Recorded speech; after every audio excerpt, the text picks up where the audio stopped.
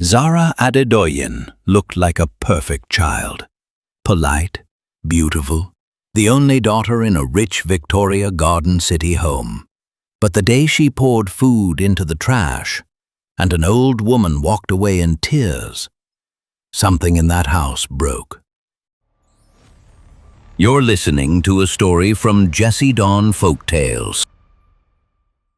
If you had met Zara Adedoyin before secondary school, you would have called her a perfect child. She was the only daughter of Chief and Mrs. Adedoyin, the kind of people Victoria Garden City security men greeted with two hands. The type of couple that moved through Lagos as traffic lights moved around them. Slow for them, but stopped for others. Their house in Victoria Garden City was not loud, but it was expensive in that quiet way only old money understands. Clean lines, soft colors, imported curtains, a compound so neat it almost looked like nobody lived there. Zara grew up in that house like a flower growing inside a glass vase. She spoke politely. She greeted adults. She smiled for pictures. She sat with her legs together. She could recite Bible verses. She could sing hymns. She knew the names of her father's friends. And when visitors came, she brought water with both hands and said, "Welcome, sir." People shook their heads and said, "Chief, you tried. God bless you. This girl will go far." Chief Adedoyin smiled with pride. He had built wealth carefully. He had protected his family name fiercely. Zara was the only child, the only heir. He did not know that sometimes being the only child is a kind of poison. When everyone's attention pours into one small bowl, the bowl begins to believe it is a river. It started in secondary school. It did not begin with shouting. It began with small disrespect, like a tiny crack in beautiful glass, small enough to ignore, small enough to excuse. Zara entered JSS 1 in a private school on the island. Her uniform was always neat. Her hair was always perfect. Her lunchbox was always full. Her phone was better than her teacher's phone. She walked into class and sat as if the chair belonged to her family. The first time she talked down to a classmate, people laughed nervously. The girl she mocked had a mother who sold fabrics in Balogun. Zara said it loudly, as if it were a smell. "Your mom is a traitor, right? That's why you behave like this." The class went quiet. The teacher pretended not to hear. The girl swallowed her tears. Later, she told her mother she was fine. Zara felt power enter her like a warm drink. And once a child tastes power without consequences, they begin to chase it. At home, she spoke to the maids as if they were furniture. "Are you deaf?" when her water came late. "You people are so slow," when the food was not hot enough. One day she poured juice on the floor and called the housemaid to clean it while she sat and watched. The maid, Aisha, was quiet. She did not look Zara in the eye. Her hands trembled as she cleaned. Zara did not blink. She did it in public too. At school, classmates avoided her. Her mouth could slice a person. Teachers began to fear her. She knew too much about power. She knew her father paid fees for teachers' children. She knew her mother donated chairs. She knew her uncle had connections. So when corrected, she smiled and said, "I will tell my daddy." The teacher's voice softened. That was how Zara learned that money can make adults behave like children. Drivers greeted quickly. Cooks stood straight. The gateman opened the gate faster for her than for her mother. Her parents noticed, but not clearly. Sometimes Zara spoke sharply to her mother. Mrs. Adedoyin frowned and said, "Zara, don't talk like that." Zara rolled her eyes and walked away. Chief Adedoyin later spoke calmly. "My daughter, you are the face of this family. You must be gentle." Zara smiled sweetly. "Yes, Daddy." Then she went back to herself. Because discipline in that house was made of warnings, not consequences. And Zara knew it. One evening, something happened that shook Mrs. Adedoyin. The rice served to Zara was slightly cold, not spoiled, just cold. Zara pushed the plate away. "What is this rubbish?" Mama Nkechi, old enough to be her grandmother, said gently, "My daughter, it is still good. Let me warm it." Zara stood up. "You should warm your brain." Then she poured the food into the trash. The sound was loud. The room went silent. Mama Nkechi's eyes filled with tears, not anger, shame. She walked away quietly. Mrs. Adedoyin stood up, pale. "Zara," she said, "apologize." Zara looked at her mother as if she were a stranger. "For what?" Chief Adedoyin entered. He saw the trash, the rice, the faces. "What happened?" Mrs. Adedoyin's voice shook. "Zara insulted Mama Nkechi and poured food in the bin." Chief Adedoyin looked at Zara. Zara did not look down. "If they can't do their job properly, they should leave." The words landed like a slap. Chief Adedoyin did not shout. He did not hit. He said calmly, "Go to your room." That night, Mrs. Adedoyin cried with fear. "She is changing." Chief Adedoyin stared at the wall. "She is not changing. This is what she has been hiding." The next day, advice came from everywhere.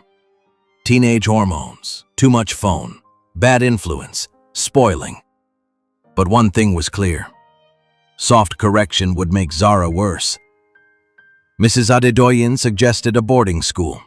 Chief Adedoyin refused. "She needs someone who will see her every day and refuse to fear her."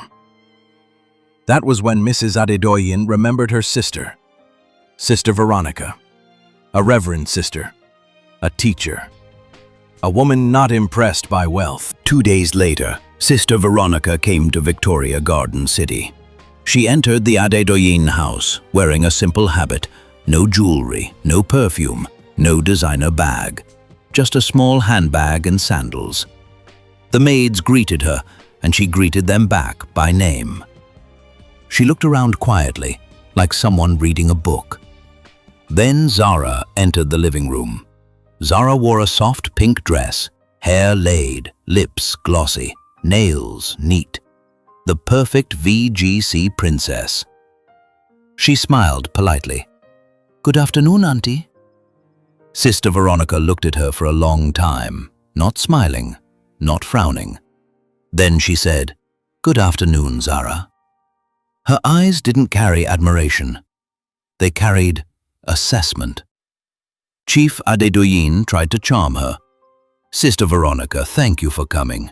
You know we love Zara. She is the only one. We just want her to adjust." Sister Veronica nodded. "I understand." Mrs. Adedoyin clasped her hands. "Sister, please, take her for 1 term. She will go to the parish school and learn discipline. Just 1 term. Sister Veronica looked at Zara again. "Do you want to go?"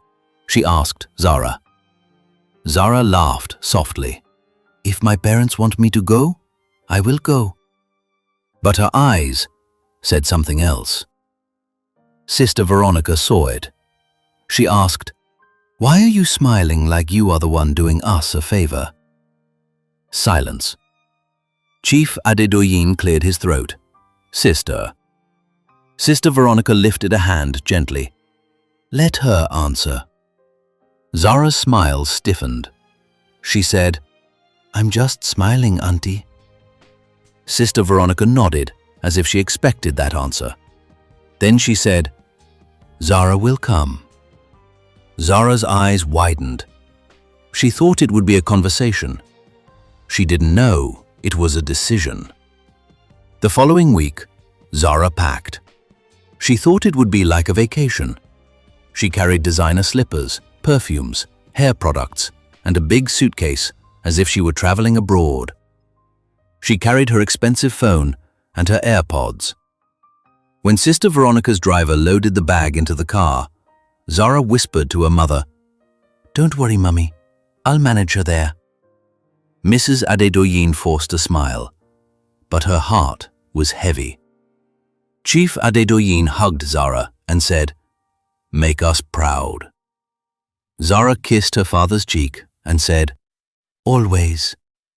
She did not know she was about to meet someone who did not bend. The parish compound was smaller than Zara's entire VGC front yard. The staff quarters smelled like soap, books, and something Zara couldn't name. Peace, maybe. There were no flashy cars parked outside, no gate opening with sirens, no security men calling anyone Madam every 2 seconds. Sister Veronica opened the door and said, Welcome. This is your room. The room was small. A bed, a table, a wardrobe, a fan. No air conditioner. Zara stared. Auntie, she said, trying not to show shock. Is this where I'll stay? Sister Veronica said, Yes. Zara laughed. But it's too small. Sister Veronica replied, Your character is the problem, not your comfort. You will survive. That night, Zara lay on the bed and listened to sounds she had never listened to in VGC. Mosquitoes, distant generator hum, a neighbor's radio. She felt like she had been dropped into another Nigeria. In the morning, Sister Veronica woke her up at 5:30. Zara sat up, confused. Why? Sister Veronica said, We pray at 6, then you sweep. Then you bathe. Then you eat. Then school. Zara blinked. Sweep? Sister Veronica handed her a broom. Zara stared like it was a snake. Auntie, I don't sweep. Sister Veronica's voice was calm. Today you will. Zara's pride rose quickly. Do you know who my father is? Sister Veronica looked at her. Do you know who you are? That question hit Zara like cold water. She opened her mouth to answer but found nothing. Sister Veronica said, Sweep. Zara did not sweep. She stood there, breathing hard, as if she were in a battle. Sister Veronica walked away and said, No breakfast. Zara's eyes widened. What? Sister Veronica said, In this house, disobedience has consequences. When you are ready to participate, you will eat. Zara's stomach tightened with rage. She had never been denied food in her life. She sat on the bed, arms folded, furious. The other sisters entered later and greeted her politely. Zara ignored them. At 7:30, Sister Veronica returned. Are you ready? She asked. Zara said, I'm hungry. Sister Veronica nodded. Sweep. Zara stood, grabbed the broom with anger, and swept violently as if she wanted the floor to feel her pain. Dust rose. Zara coughed. Sister Veronica watched quietly. When Zara finished, Sister Veronica said, Good. Now bathe. Zara rushed to the bathroom, tears of anger gathering in her eyes. She did not know whether she hated the broom or herself. School began that same day. Zara wore a simple uniform, no designer shoes, no flashy hair. The parish school was not poor, but it was simple. Children greeted teachers. Teachers corrected students without fear. The staff did not bow to anyone. And Sister Veronica was not only a Reverend Sister there, she was also a teacher. That meant Zara could not escape her. In class, Zara tried her usual tactics. She talked over people. She rolled her eyes. She made small, insulting comments. The first time she did it, Sister Veronica wrote her name on the board. Zara smiled. She thought it was nothing. Then Sister Veronica said, "After school, you will stay back and write an apology letter to the classmate you mocked." Zara scoffed. "I'm not doing that." Sister Veronica said, "Then you will miss dinner." Zara's scoff disappeared. She realized something frightening. This woman had the power to inconvenience her. And for the first time, Zara felt powerless. The second week was worse, because the routine did not change. It did not adjust for her mood. It did not bow to her tears. She swept every morning. She cleaned her room. She washed her own plate. She took water from a tap. She queued. She said sorry when she was wrong. Zara began to hate the parish. But something else happened quietly. She began to notice people. She noticed the school's cleaner, an older woman named Mama Ejiro, who smiled even when her back hurt. She noticed a boy in her class, Chinwe, whose uniform was faded, but whose handwriting was beautiful. He always gave his pen to others when theirs finished. She noticed a girl named Ifunanya, who sold chin-chin after school to help her mother. Ifunanya still came first in class. Zara had never looked at people like that before. She had always looked at people as background. Now, the background had faces. One afternoon, Zara returned from school and found Sister Veronica sitting quietly outside the quarters, looking tired. Zara wanted to pass without greeting, but something made her pause. "Auntie, are you okay?" Sister Veronica looked up. "Yes." Zara hesitated. "You look tired." Sister Veronica said calmly, "Today I visited a family in the parish. Their child is sick. They don't have money for treatment. They are trying." Zara swallowed. In VGC, sickness was a bill. Here, sickness was a crisis. She didn't know what to say. Sister Veronica stood up. "Go and fetch water. We will cook." Zara almost said no, but she went. And for the first time, she carried a bucket without complaining. That night, Zara sat quietly while they ate. The food was simple, yet it tasted real. The next day, Zara saw that sick child. A small boy named Chima, who had lost weight, still tried to smile. His mother's eyes were always swollen from crying. When Zara greeted him, he said softly, "Auntie, good afternoon." His voice was weak, but his manners were strong. Something shifted in Zara's chest. Not pity, recognition. She didn't fully understand it, but she felt it. The big twist came the following week. A woman arrived at the parish late in the evening, wearing a scarf and moving nervously. She asked to see Sister Veronica privately. Zara overheard whispers. Then she heard Sister Veronica's voice, firm and calm. "You cannot run from what you did. Bring her here. Let her see." Zara's heart raced. Who? The woman returned the next day with a teenage girl. The girl was slim and quiet, eyes down, wearing a faded uniform. Her name was Amaka. Zara looked at her and felt an uncomfortable familiarity, not because they knew each other, but because Amaka's face carried something Zara had never carried: humility. Sister Veronica gathered some students, including Zara, and spoke gently. Amaka used to be a student here, she said. She left because she began to treat people badly. She joined bad friends. She became someone her mother could not recognize. Zara's throat tightened. Sister Veronica continued. Amaka's mother brought her back to apologize, because consequences are real. The class went quiet. Amaka lifted her head slowly and spoke. I used to insult people. I used to think I was better. Then one day, my mother fell sick. We lost money.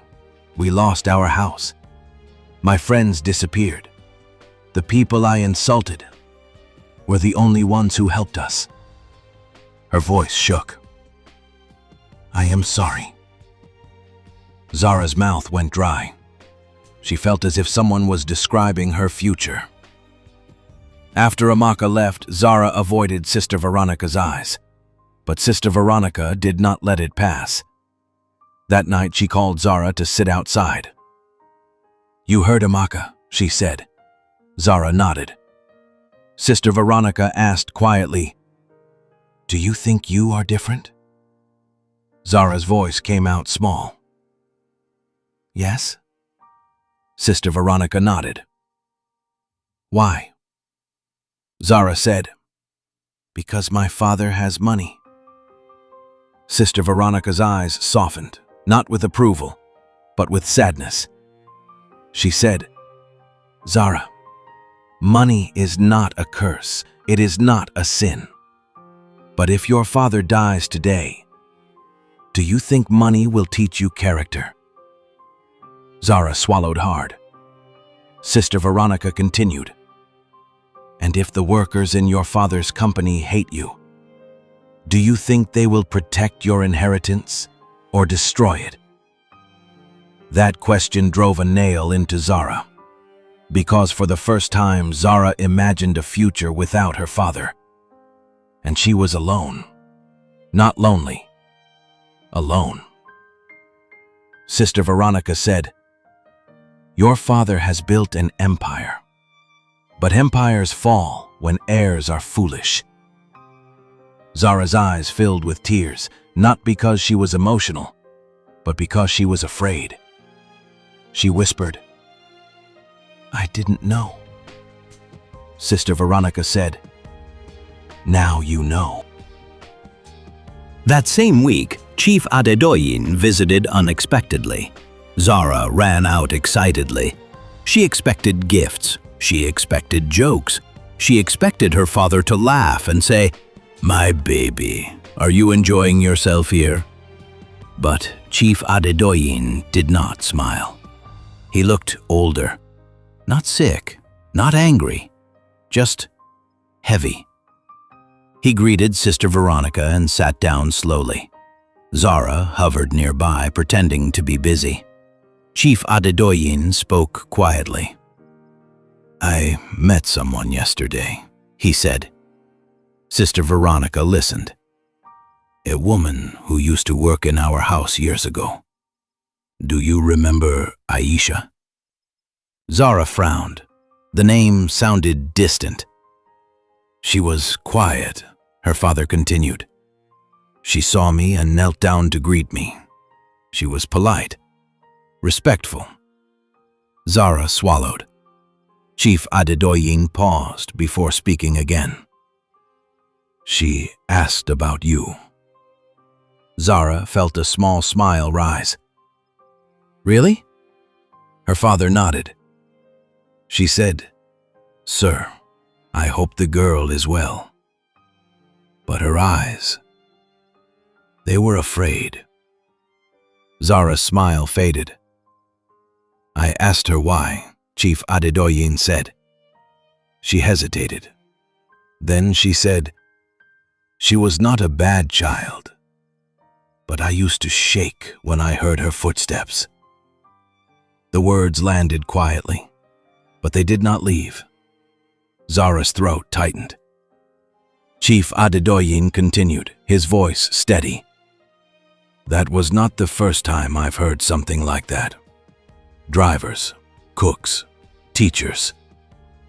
He looked at Zara then. "Zara, do you know what it means when adults fear a child?" Zara shook her head slowly. "It means something has gone wrong," he said. "Not in the child's strength, but in her heart." Zara felt heat rise behind her eyes. "I didn't mean to scare anyone," she whispered. Her father nodded. "I know, but intention does not erase impact." Sister Veronica spoke gently. "Fear is not respect. It is silence waiting for distance." Chief Adedoyin stood up slowly. "I am not angry with you," he said to Zara, "but I am afraid of who you will become if this continues." Zara felt something break open inside her. Not pride, not anger. Understanding. She suddenly saw the faces she had ignored, the eyes she had never looked into, the silence she had mistaken for obedience. That night Zara could not sleep, not because the bed was uncomfortable, but because for the first time, she realized she had been hurting people without ever feeling it herself. That night, Zara lay on the narrow bed and stared at the ceiling. The room was quiet. Too quiet. In VGC, silence meant comfort. Here, silence felt like questions. She replayed her father's words again and again.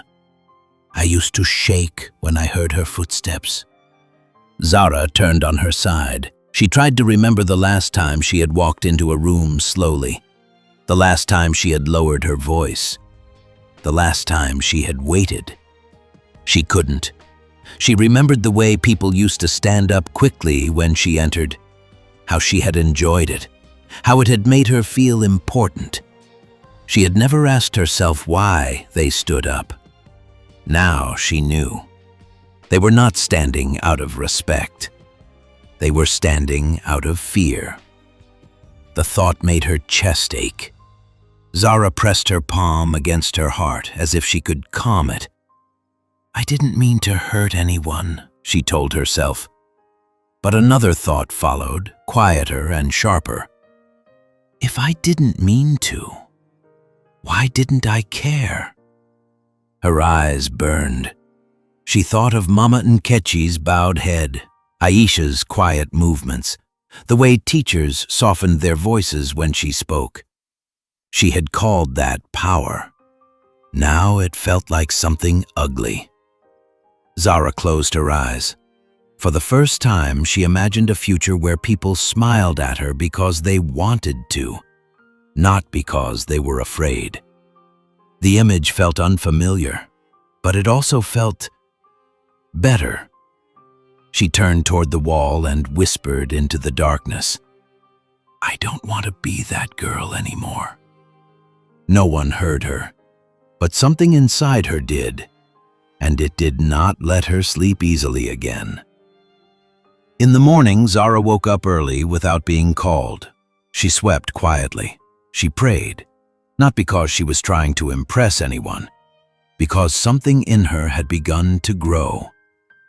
The following days became a fight, not with Sister Veronica, with herself. Sometimes Zara would feel the old anger rise, when food was late, when someone bumped into her, when a classmate made a mistake. The old Zara would have bitten, but she started swallowing her words. She started breathing. She started asking herself, what am I protecting? My pride or my future? One day, Zara found Mama Ejiro, the school cleaner, struggling to carry a bucket. Before she could think, Zara ran to help her. Mama Ejiro stared. "You?" she asked. Zara's cheeks burned. Yes, Mama. She carried the bucket to the storeroom. Mama Ejiro's eyes filled with tears, not because the bucket was heavy, but because kindness from a proud child is like rain in the dry season. Later, Zara wrote letters, first to Mama Nkechi, then to Aisha, then to her classmate. She wrote slowly, painfully, honestly.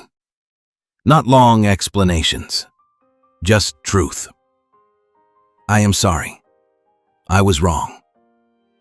When she finished, she felt something like relief. But relief doesn't erase consequences. Back in VGC, people had heard stories of Zara's behavior. Some had taken it personally. Some had forgiven quietly. Some were waiting. After a full term, Sister Veronica called Chief and Mrs. Adedoyin. She is ready to return, she said. Mrs. Adedoyin cried on the phone. Thank you, Sister. But Sister Veronica added, she is not healed, she is learning, and you must continue what I started. If you bring her back and begin to fear her again, you will undo everything.